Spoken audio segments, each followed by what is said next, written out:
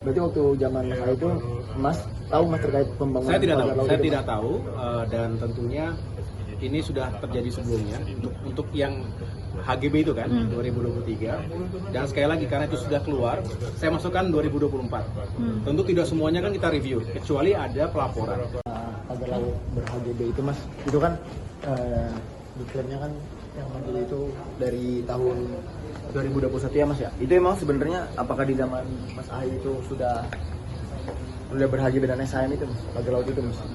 Iya, saya sudah mendapatkan penjelasan dari Kementerian APR BPN, dan saya rasa teman-teman juga sudah mendengarkan penjelasan langsung dari Menteri APR BPN, Pak Nusron Wahid.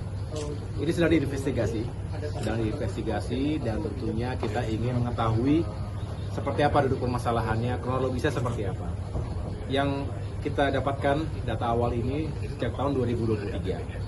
Ya tentunya semua yang sudah disahkan ketika itu kan sudah berlaku sebelumnya begitu. Tetapi juga memang ada ketentuan sebelum 5 tahun, kalau memang ternyata ada yang tidak sesuai, baik itu ada yang tidak sesuai atau cacat baik prosedur maupun material, apalagi kalau ada cacat hukumnya, itu maka harus segera dievaluasi, bahkan dicabut apakah itu SHM atau HGB, dan kita akan lihat secara utuh ya, karena ini juga terkait dengan masyarakat dan hukum di negara kita. Begitu. Berarti waktu zaman saya itu, Mas tahu Mas terkait pembangunan? Saya tidak tahu, dan tentunya ini sudah terjadi sebelumnya untuk yang HGB itu kan 2023, dan sekali lagi karena itu sudah keluar, saya masukkan 2024. Tentu tidak semuanya kan kita review, kecuali ada pelaporan, kecuali ada yang disampaikan oleh masyarakat atau pihak manapun. Oleh karena itu tentu kita juga mengapresiasi jika ada ternyata hal-hal yang dianggap tidak pas di masa lalu, karena sekali lagi berbicara lahan, tanah, dan juga tata ruang ini kan seluruh Indonesia. Apalagi yang sudah diputuskan di masa lalu, tentu kalau tidak ada laporan, tidak ada temuan, tidak mungkin satu persatu kita cek seperti itu. Nah justru kita melihat ini sebagai bentuk yang keterbukaan. Jika ada laporan ataupun ada temuan-temuan yang dirasakan tidak pas dan perlu mendapatkan atensi dari pemerintah, terutama dalam hal ini adalah Kementerian APR BPN, tentu kita mendorong agar ini segera dilakukan penelusuran, investigasi, dan juga langkah-langkah yang tepat sesuai dengan hukum dan aturan baku. Jadi pemberian pagar laut HGB itu terjadi sebelum APR-nya Mas Ahy? Iya, 2023. Saya mendapatkan penjelasan itu dari Kementerian APR BPN. Jadi saat Mas menjabat, Mas nggak tahu adanya pagar laut itu? Saya tidak tahu. Laporannya juga nggak ada ya Mas? Kenapa? Laporannya juga nggak ada. Ketika itu saya tidak mendapatkan laporan apa-apa. Ya, sekali lagi yang kita ketahui ternyata itu sudah ada HGB-nya yang kita telusuri. Sedang kita diinvestigasi oleh Kementerian APR BPN. Mas, ada keterkaitan dari pemilik HGB ini, ternyata dia satu grup sama Aguan Group, itu benar atau enggak sih Mas? Ya, nanti kita tunggu hasilnya ya. Kita tunggu hasilnya. Saya juga akan ikuti terus apa yang sedang dilakukan oleh teman-teman di APR BPN. Karena ini tidak semuanya di tingkat pusat, ada juga di tingkat provinsi dan juga kota, kabupaten kota. Mas ini kan Tanggul laut sejauh ini pembahasannya gimana Mas? Kenapa? Tanggul laut. Ya, tanggul laut adalah sebuah proyek yang besar ya, yang membutuhkan anggaran juga besar. Dan ini sedang terus kita pelajari, karena terakhir feasibility studies yang dilakukan itu tahun 2020. Tentu sudah hampir 5 tahun ini harus kita cek ulang, kita tinjau segala sesuatunya apakah memang masih sesuai dengan kondisi hari ini dan juga ekspektasi dari proyek ini, karena ini adalah proyek yang sekali lagi akan berkelanjutan, bukan hanya di utara Jakarta tapi juga di seluruh artinya di pantai utara Jawa. Maka kita akan teliti benar, dan sambil kita telusuri, sambil kita juga mengetahui pihak-pihak yang memiliki ketertarikan untuk berinvestasi di pembangunan, mendapatkan atensi juga dari Pak Presiden. Tentunya kita tidak ingin menunda-nunda, karena memang lebih cepat lebih bagus karena berbicara kondisi alam dan juga iklim dan lain sebagainya kan tidak bisa menunggu. Tapi kita juga tidak boleh terburu-buru karena sesuatu yang besar seperti ini yang kompleks membutuhkan perencanaan yang matang dan terintegrasi dengan baik dengan semua stakeholders. Terutama tadi kita harus meyakinkan dulu sumber pendanaan infrastruktur ini seperti apa, karena harus kredibel dan harus sustainable, harus berkelanjutan. Pembangunannya mulai kapan?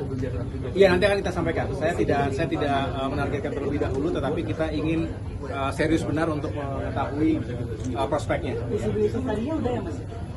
Ya, terakhir itu kan 2020. Nah, ini sedang kita tinjau ulang dulu. Kita lakukan evaluasi dan juga penyesuaian jika diperlukan.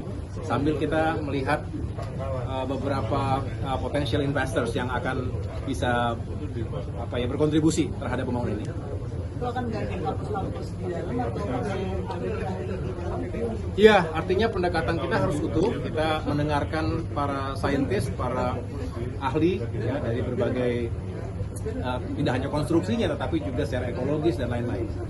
Dan ini tidak bisa pemerintah sendiri, kita ingin membuka ruang komunikasi dan partisipasi yang aktif dengan berbagai kalangan. Dan sekali lagi harapannya adalah sebuah proyek infrastruktur bukan hanya secara konstruksinya bagus tetapi berkelanjutan, karena kita tahu ini adalah menyangkut keselamatan dan juga nasib masa depan dari masyarakat kita.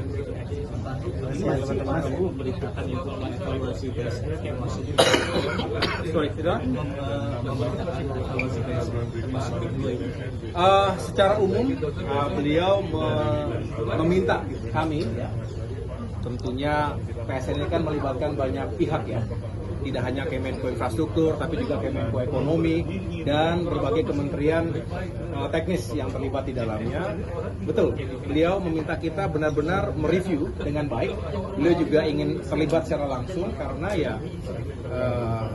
salah seperti itu, pemerintah selalu melakukan evaluasi, melakukan review, sehingga ingin meyakinkan mana yang sudah on the track, mana juga yang perlu mendapatkan koreksi atau adjustment paling tidak.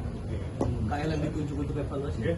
Ya, saya tentunya akan bersama-sama dengan yang lainnya juga. Tadi beliau menyampaikan juga hal tersebut. Sekali lagi PSN ini melibatkan banyak pihak, banyak KL, ya, termasuk Kemenko yang lainnya, bukan hanya infrastruktur.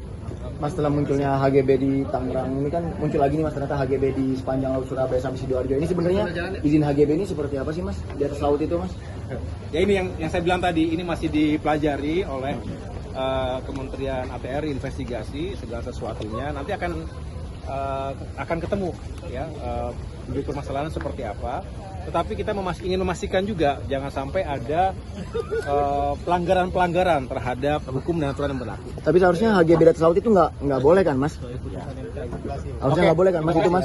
Berarti ada yang main-main di kementerian dong Mas kalau kayak gitu Mas? Kalau sampai HGB-nya itu keluar Mas? Intinya sekali lagi, jika ada pelanggaran terhadap hukum dan aturan berlaku, siapapun, baik itu di pemerintahan, baik di pemerintahan pusat, pemerintahan daerah, kita kan harus cek sekali lagi, tidak boleh terburu-buru untuk menentukan sesuatu yang memang harus dicek secara utuh. Jadi nanti pasti akan ada penjelasan dari Kementerian Teknis, tapi saya selaku Menko Infrastruktur akan mendorong jajaran Kementerian Teknis, tapi tentu tidak hanya ATR BPN ya, ini juga ada terkait dengan Kementerian Kelautan misalnya, dan KKP kan di luar dari koordinasi Kemenko Infrastruktur, tetapi Presiden Prabowo jelas sekali, Pak Presiden sudah menyampaikan kepada seluruh jajaran, ya jangan sampai ada pelanggaran. Kalau ada pelanggaran, segera dikoreksi, dievaluasi, dan harus ada tindakan yang jelas. Tindakan yang sesuai dengan hukum dan aturan berlaku juga. Gitu. Ini berlaku buat semua. Ya. Thank you, Mas.